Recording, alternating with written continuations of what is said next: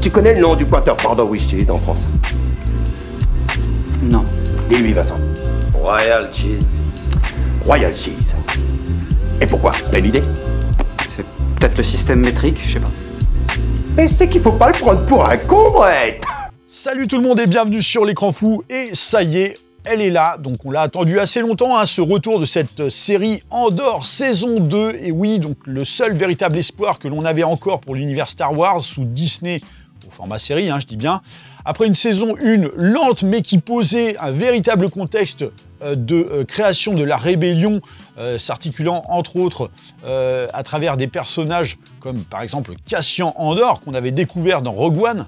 Et donc série showrunnée par Tony Gilroy. Alors oui, je sais, il y en a beaucoup qui me reprochent hein, dans les coms de conjuguer en français le terme de showrun. Hein.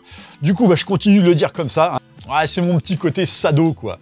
Donc Tony Gilroy qui a chapeauté le projet de A à Z et qui a assuré effectivement une véritable cohérence avec Rogue One, puisque bon, il avait déjà œuvré sur le film en tant que script doctor et en l'occurrence a également contribué à la mise en scène et au montage définitif du film. Donc Andor saison 1 qui avait difficilement conquis les foules au moment de sa sortie, hein, faut l'avouer, mais qui a quand même su obtenir ses lettres de noblesse avec le temps comme étant l'un des rares contenus de Disney Lucasfilm à être, on va dire, à la hauteur de la saga, et notamment dans l'esprit de ce qu'avait initié George Lucas. Et surtout, c'est la seule série Star Wars qui a su, alors si je ne m'abuse, hein, qui a pu être récompensée. Bon, en même temps, quand tu vois ce qu'a produit Disney à côté, c'était pas bien difficile de se démarquer. Hein. Non mais je veux dire que quand même une série comme The Mandalorian a fini par se casser la tronche, bon, notamment à force de vouloir à tout prix faire du placement inclusif et notamment déposséder carrément le héros de sa propre série au profit du girl power hein, dont est si friande Kathleen Kennedy, bon bah effectivement Andor ne pouvait que briller. Donc Andor, une série qui ne pouvait que satisfaire les puristes de la trilogie originale et fans de Rogue One, vu que Tony Gilroy a négocié dans le contrat les pleins pouvoirs, et ça se sentait quoi. Alors tout n'était pas parfait, j'en conviens, hein, on pouvait notamment y ressentir des longueurs évidentes, et allez, peut-être un petit manque de propositions spectaculaires, même si ce n'est pas l'ambition première de la série et qu'on avait quand même quelques petits moments de bravoure et assez jouissifs visuellement. Hein. Bon, on pouvait quand même se réjouir du peu de matière que ça offrait et qui était quand même particulièrement soigné et efficace. Mais surtout, les personnages bénéficiaient tous d'un vrai travail d'écriture, avec notamment plusieurs intrigues qui s'entrecroisent, donc rare fait dans les séries Star Wars, hein, qui ont tendance à s'articuler autour d'une intrigue unique, ou alors de quelques personnages qui finalement vont venir graviter autour du personnage principal. Mais c'est là en fait qu'on voit l'efficacité d'un scénariste derrière le projet.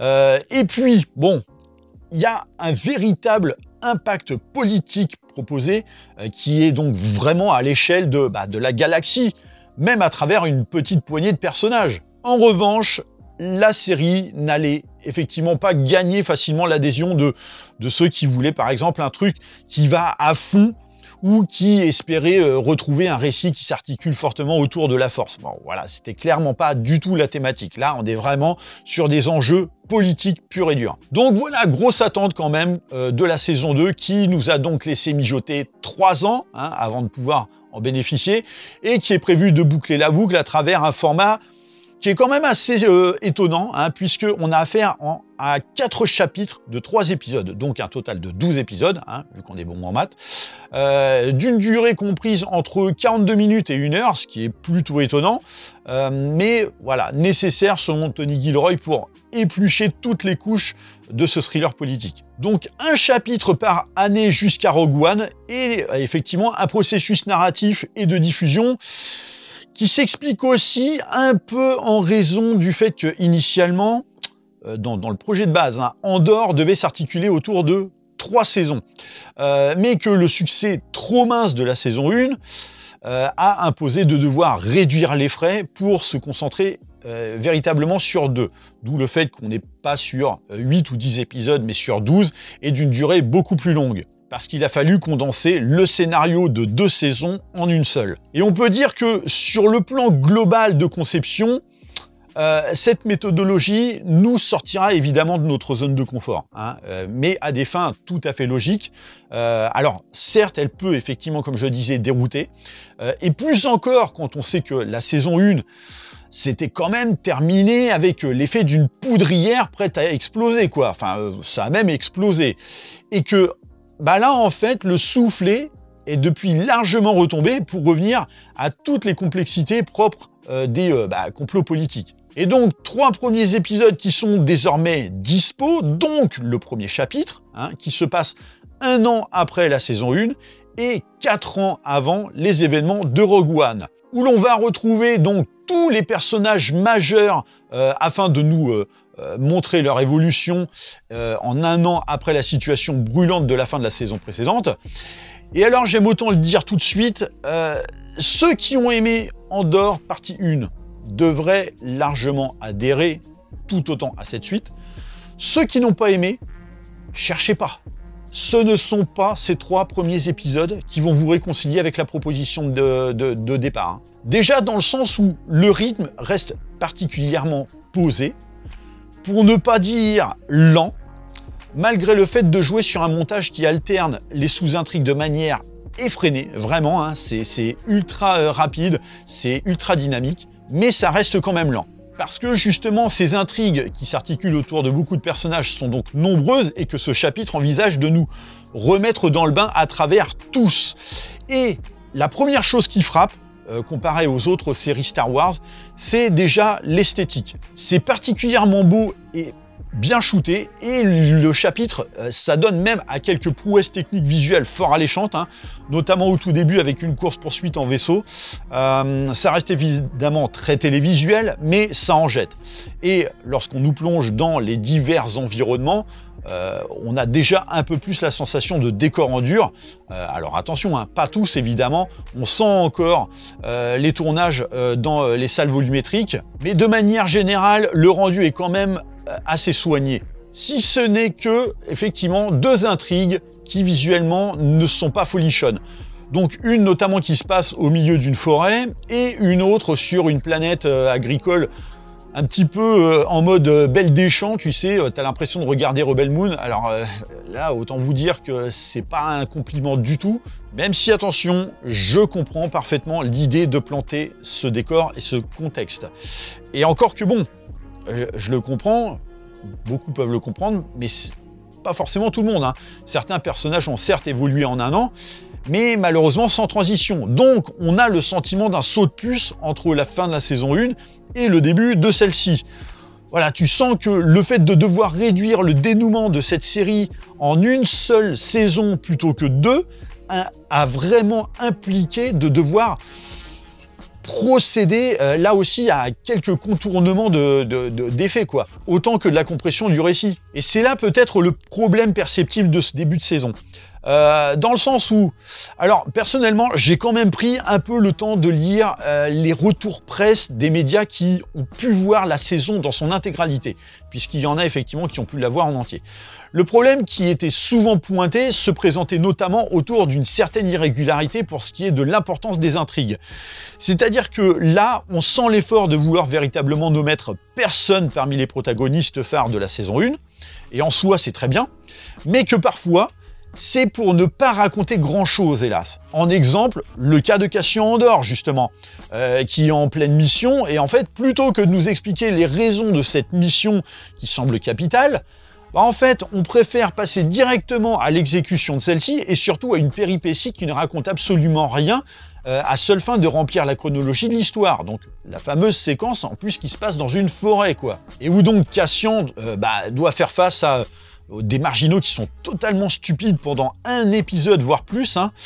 Et le problème, c'est que ça n'a absolument aucun intérêt. Et cette irrégularité semble avoir été pointée du doigt par pas mal de médias, justement, dans le sens où ça se verrait dans chaque chapitre dans une sorte de jeu de chaise musicale pour ce qui est de s'asseoir sur la fameuse chaise qui donne de l'importance ou non à ton personnage, quoi. Alors pour le moment, évidemment, je ne juge pas de ce point, étant donné que on n'a pas encore vu les 3 autres chapitres. On aura l'occasion d'en discuter les semaines suivantes. Mais force est de constater que ça se voit rien que sur ce premier chapitre. Maintenant, étant donné que Tony Gilroy chapeaute l'ensemble, on peut espérer que son plan global ait une véritable cohérence dans sa construction. Quoi qu'il en soit, si pour le moment ce chapitre ne va servir qu'à remettre les personnages dans le récit, on ne passe pas outre les intentions de départ, à savoir donc toute la machinerie politique qui se met en place pour aboutir à l'affrontement qu'on connaît ensuite via Rogue One et notamment la saga de George Lucas. Donc les complots en veux-tu en voilà sont de mise et les pions continuent d'être placés sur les échiquiers. Donc certaines intrigues nous amènent à certains suspens et alors nous laissent encore un peu dans le brouillard quant à ce qui se trame derrière. Mais voilà, ça reste quand même assez intéressant. Voilà, c'est le cas par exemple de celle qui va impliquer l'exploitation d'une certaine planète avec des araignées. Exploitation qui est commanditée par le directeur Krennic, donc toujours sous les traits de Ben Mendelsohn après Rogue One. Donc oui, ça pousse à une certaine curiosité. Et certaines intrigues nous amènent également à redécouvrir des personnages qui semblent avoir quand même pris de l'ampleur, rien qu'en termes d'écriture et même de jeu. En exemple, le personnage de Dennis Goog, donc comment elle s'appelle, Medra ou quelque chose comme ça, qui vraiment a décidé de prendre de la hauteur dans un moment qui est absolument savoureux.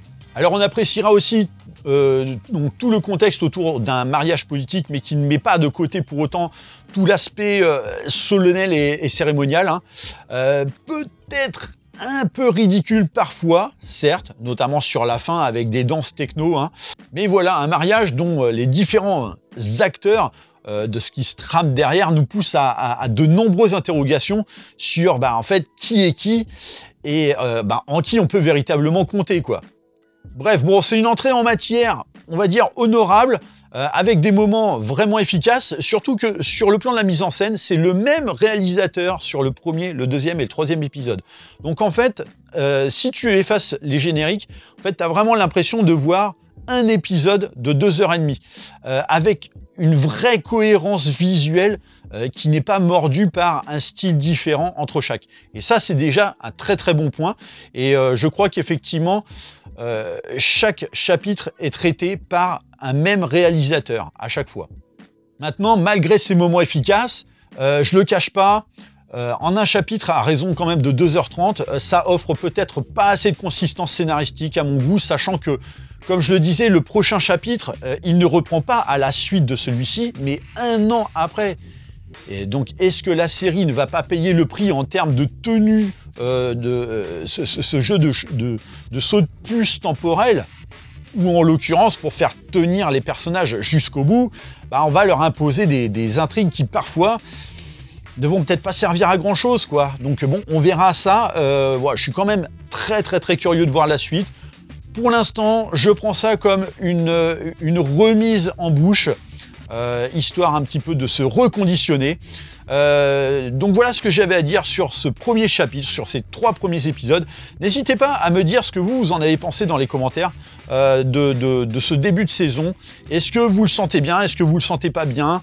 Est-ce que pour vous, ça c'est vraiment dans la continuité ou est-ce que c'est peut-être un petit peu plus lent?